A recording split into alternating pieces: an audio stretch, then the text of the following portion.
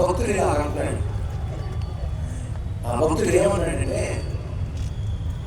ఆ పాస్టర్ గారు ఎవరండి, ఆ పాస్టర్ గారు తన చర్చి విశ్వాసాన్ని పిలిచి, ఎవరిని పిలిచి, తన చర్చి విశ్వాసాన్ని పిలిచి ఏమనంటే, నేను 10,000 రూపాయలు నీకు ఇస్తున్నాను. ఎంత ఇస్తున్నాను? నేను చెప్పండి, 10,000 రూపాయలు ఇస్తున్నాను. పురుషుడు అన్నమాట. నువ్వు నీ భార్య బైబిల్లో ఆమెకి తెలవకుండా ఏం చేయాలి? ఆ 10,000 ఉంచాలి అనగానే, ఎందుకంటే నేను ఎప్పుడు చేయాలి అనగానే ఆ భార్య బైబిల్లో ఎంత ఉంచాడు? 10,000 నుంచి చెప్పేసాడు. పాస్టర్ ప్రసంగం చేస్తున్నాగా ఆ పురుషుని యొక్క భార్యని లేవన్నాడు.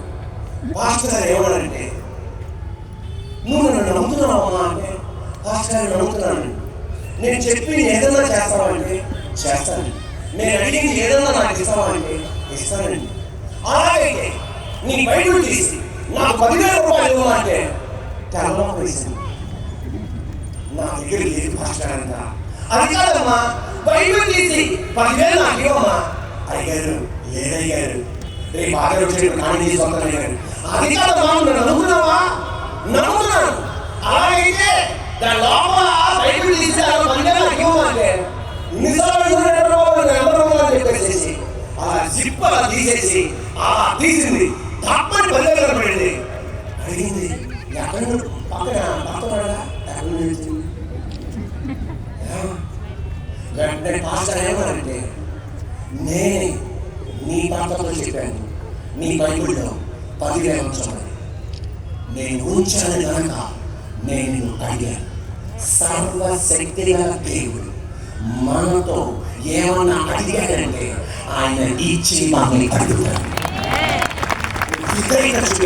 దాని యొక్క ఆశీర్వాదం 26-11 వాక్యాలు ఉన్నాయే, అది దేవుడు ఇచ్చిన ఆశీర్వాదం. మనల్ని గమనించండి, అబ్రహాము యొక్క విధేయత తన కుమారుడికి ఆశీర్వాదకరంగా మారింది. యాకోబు యొక్క విధేయత తన కుమారులకు 12 మంది కుమారులకు కూతురికి ఆశీర్వాదకరంగా మారింది. ఇప్పుడు ఆమె యేసయ్య యొక్క విధేయత ఎంటైర్ మానవాళికి ఆశీర్వాదకరంగా మారింది. నిజంగా చెప్తున్నాను, నువ్వు ఏ విధంగా చూపెట్టావండి? నిజంగా నువ్వు ఏ విధంగా చూపెట్టావండి? నిజంగా నాదే నడుతున్నాడు చాలి. నువ్వు ఏ విధంగా చూపెట్టావు? మనం ఏ విధంగా చూపెట్టావండి? కానీ ఏ తీరులో తక్కువ చేశాడండి? అబ్రహాము యొక్క విధేయత ఇస్సాకు ఏం చేశాడండి? ఆయన విధేయత వారిని ఆశీర్వదింపబడ్డాడు. తన పిల్లలు ఏం చేశారండి? యాకోబు యొక్క విధేయతను ఆశీర్వదింపబడ్డారు. ఈ రోజున మనం బతికి బయటపడుతున్నాం అంటే అన్ని విధేయత చూపెట్టడం కాదు, కృప చేత మనం ఆశీర్వదింపబడుతున్నాం. విశ్వసించే వాళ్ళని చేతులు సరిపోలా. 1-11 వాక్యాలు కలిసి చదువుతున్నాం.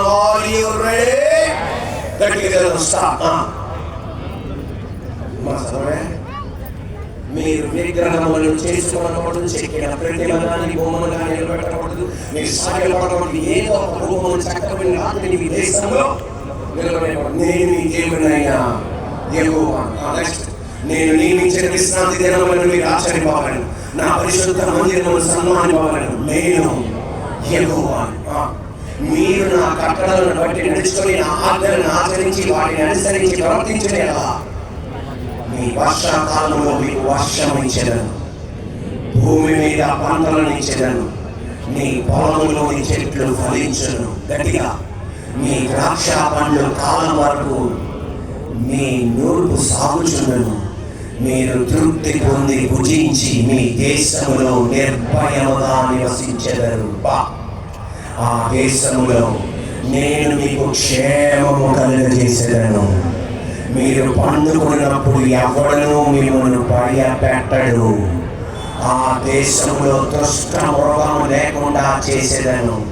మీ దేశంలోనికి ఖడ్గము రాదు.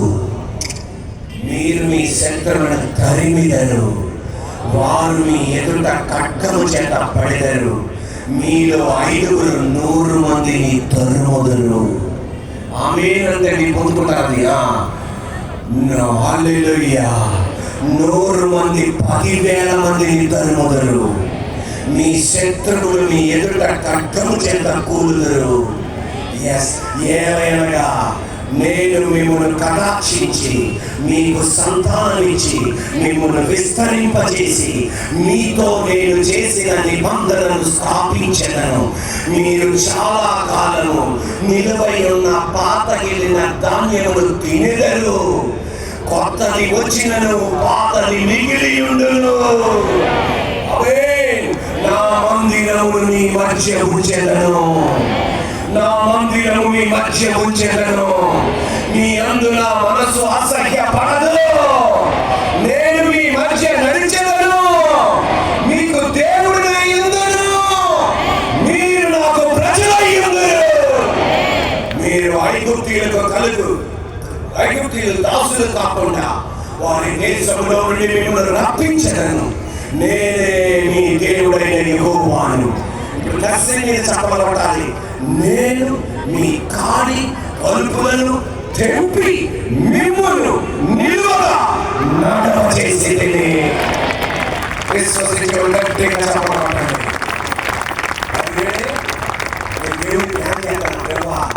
ప్రతి ఆదివారం ఒక్కొక్క ఆరాధన రావాలన్నా ఇలాంటి ఒక గొప్ప మందిరం దేవాలి. దేవుడు వారి త్వరగా ఇవ్వాలి. 2 చేతులు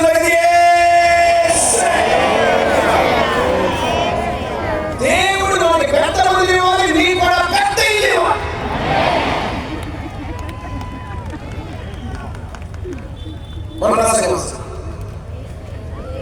యేసయ్య విధేయతలో దాచి ఉంచిన ఆశీర్వాదాలు మంచమండి.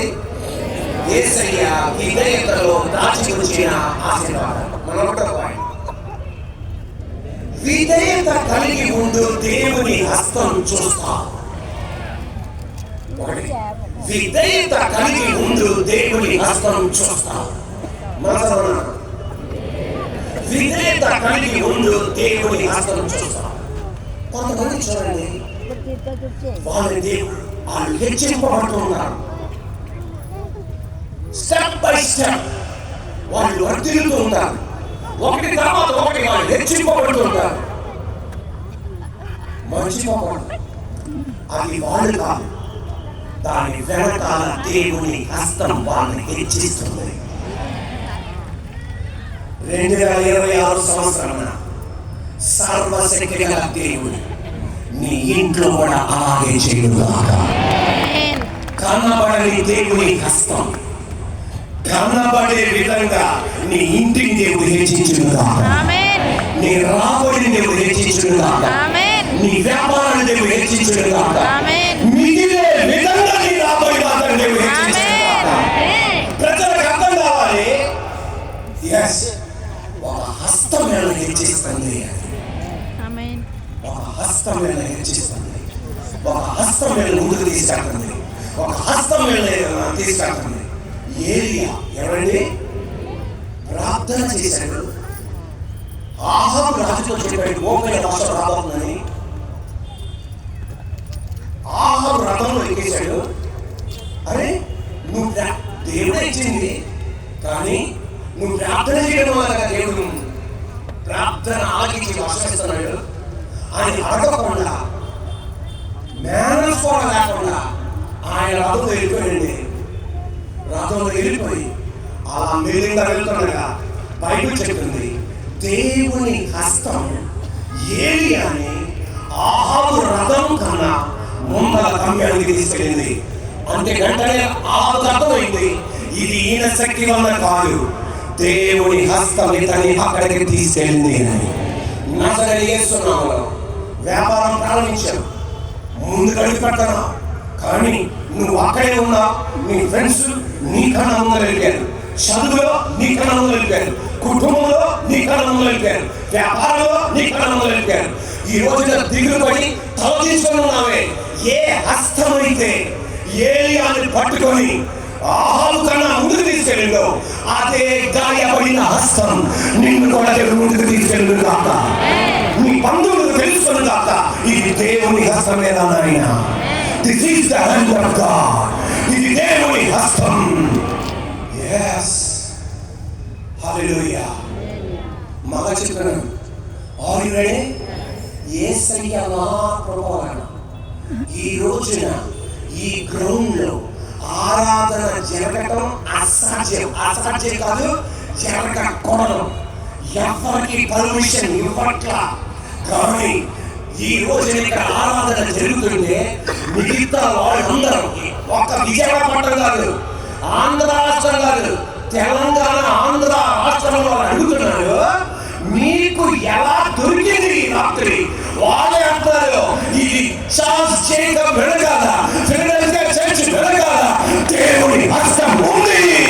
మా కబురు వెనకాల, మా కుటుంబం వెనకాల, ఫిలిప్ జేకబ్ వెనకాల, ఫిలడెల్ఫియా చర్చ్ వెనకాల, రోమానిక్ చర్చ్ వెనకాల దేవుని హస్తం ఉంది. హల్లెలూయా. yes దేవుని హస్తం ఉంది. ఈ రోజు ముక్కలైన నీ జీవితం, ఇక నీ బతుకులో ఎన్నడూ కూడా నువ్వు అనుకోవాలని ఇలాంటి జీవితం అనుభవిస్తామని, కాలంలో కూడా అనుకోవాలా ఇలాంటి దుఃఖం ఉండవుతామని, కాలంలో కూడా అనుకోవాలా ఇలాంటి ఫ్యామిలీ లైఫ్ చేస్తామని, కాలంలో కూడా అనుకోవాలా ఇలాంటి భార్య దొరికిందని, కాలంలో కూడా అనుకోవాలా ఇలాంటి బాధ దొరుకుతాడని, కాలంలో కూడా అనుకోవాలా ఇలాంటి పిల్లలు దొరుకుతారని. అలా ఉందన్నా, కానీ నా దేవుడు నువ్వు ఊహించని విధంగా నీ ఇంటిని దర్శించబోతున్నాడు. ఆయన నీ కుటుంబాన్ని దర్శించబోతున్నాడు. అప్పుడే ప్రజలు అనుభవుతున్నారు, ఏమనుభవుతున్నారు తెలుసా? ఇది మామూలు కాదు, దేవుని యొక్క హస్తం.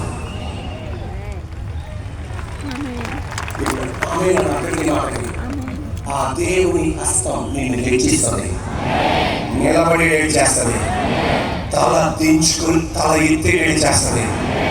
అప్పుడు ప్రజలు నేను విమర్శిస్తారు, దీనికి ఆమె ప్రజలు నేను ఎగతాళి చేస్తాను. ఆవగించబడ బాధపడద్దు.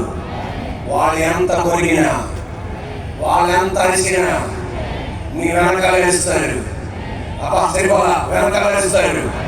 నువ్వు కనబడగానే ఆపేస్తాడు. మా చెప్తున్నాడు, ఇది చెప్పకుండా ముందే దేవుడు ఎందుకు చెప్పట్లేదు అన్నాడు. చెప్తా